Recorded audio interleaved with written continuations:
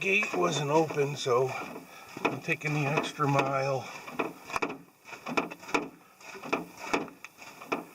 I have all day, just take my time. Light drizzles, but I'm seeing some snow come down with it as well.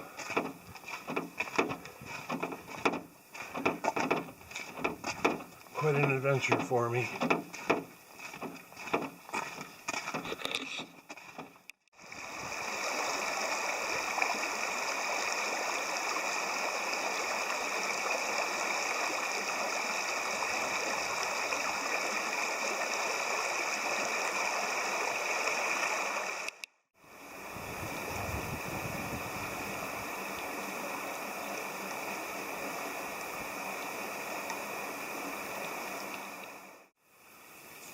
Well, am I making it quite an adventure today? I've already hoofed in a mile, and I got another mile and a half to the trail parking.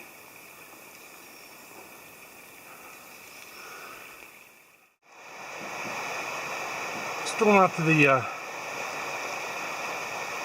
parking area for the main takeoff.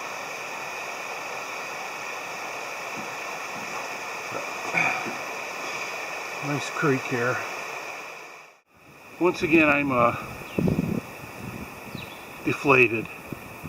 I just hoofed in over 2 miles because the barrier was up on the road down there, and obviously everybody here just unhitched the barrier and came in anyways.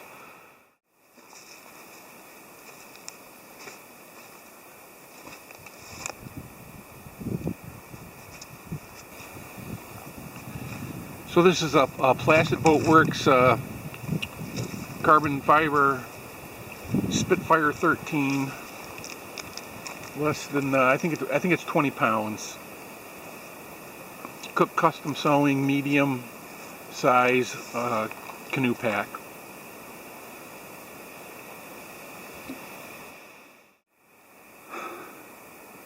Well, off to Pillsbury Lake.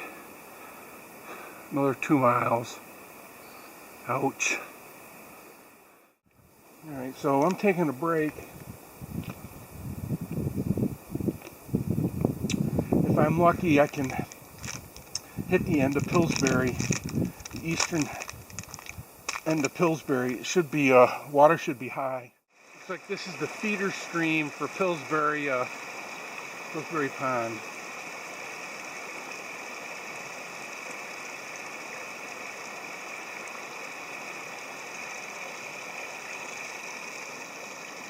Gotta get over that.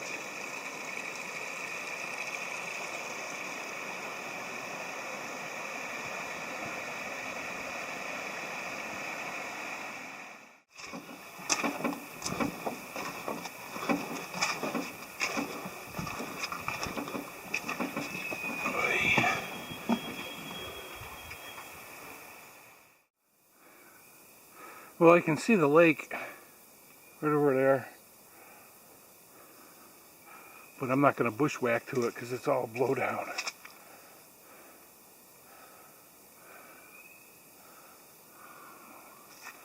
Here's all balsam and spruce, and mixed up in here in the hill is birch.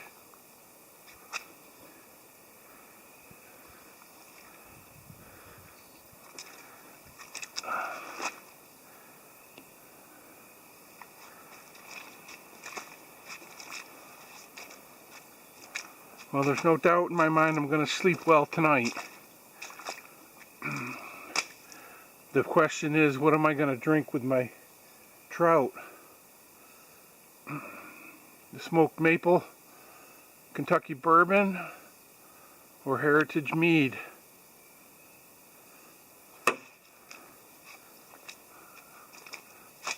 Oh, the choices you have to make. Well, I made it.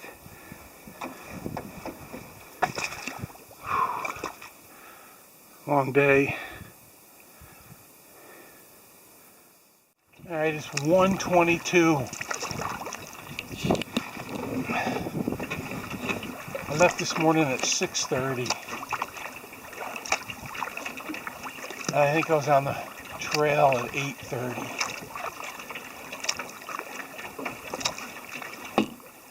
I can double check that, but I'm almost sure by 8:30 I was starting to walk portage.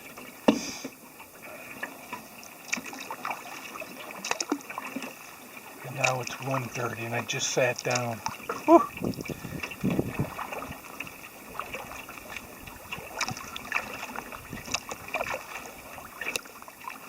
I think it's 6 miles, 5 hours.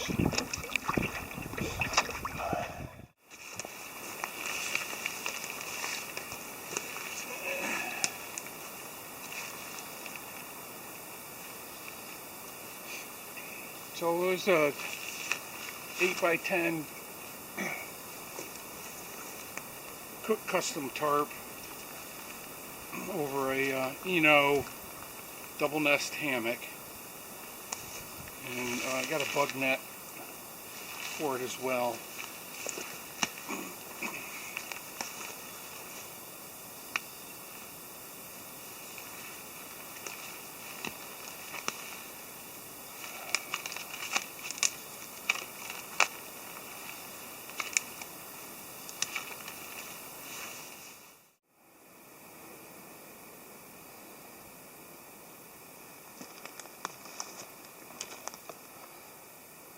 Well, I'm headed out to fish. Got dry clothes on. Looks pretty gnarly up here with everything hanging up, but so I'm just drifting here. I got my Lake Clear wobbler out with a worm on it. Tomorrow I'm gonna go over to Cedar Lake and fish that for the day, and then come back here for the night and then head out the next day. I can't pack everything over to Cedar Lake. It was a long haul coming here, but worth it.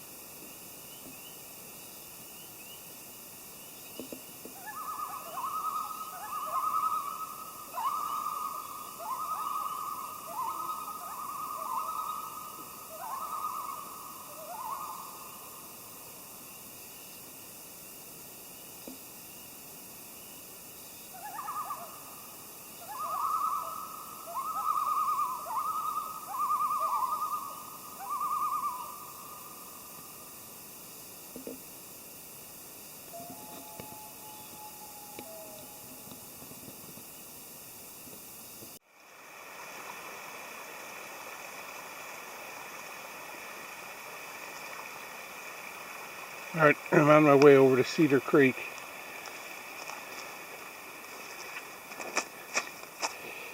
Definitely the trail. And I got a blow down here. But I'm coming this way, so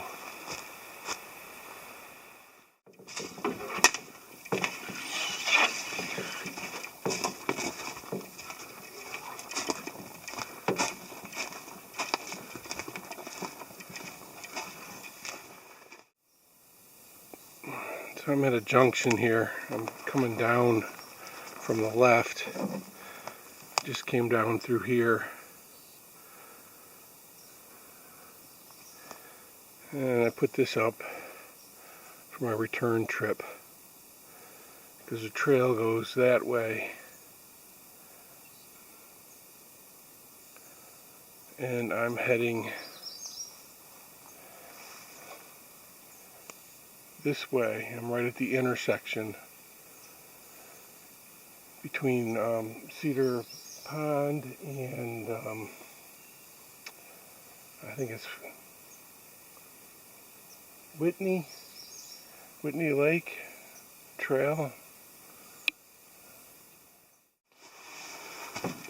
Nice and thick in here.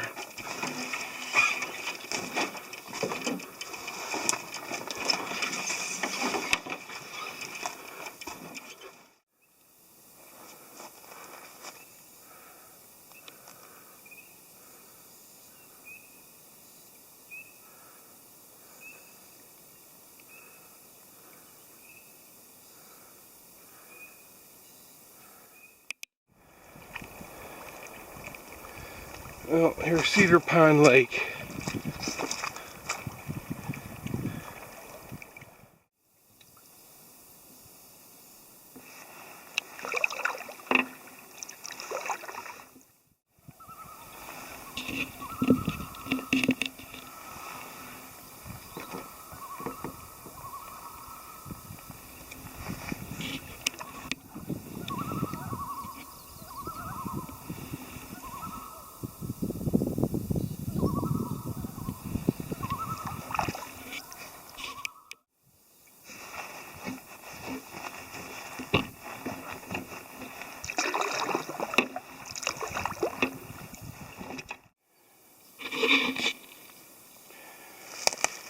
See here, the cut went in, and I needed a wedge.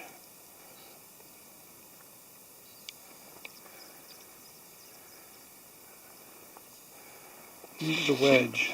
I saw another one earlier, but he did a heck of a job cleaning it out.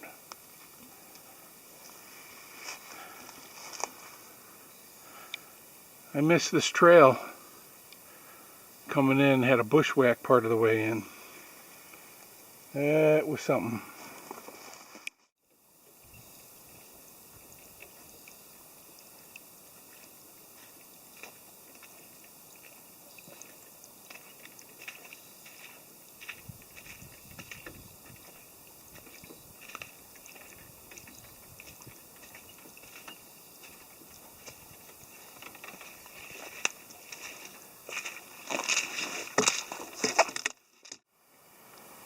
Well, I'm back at Pillsbury. The trail was pretty good, especially when you can stay on it. Well, it was rough going over after I got off trail.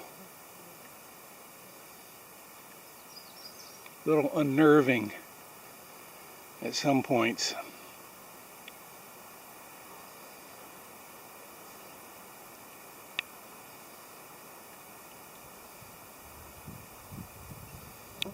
I'm gonna have an early dinner.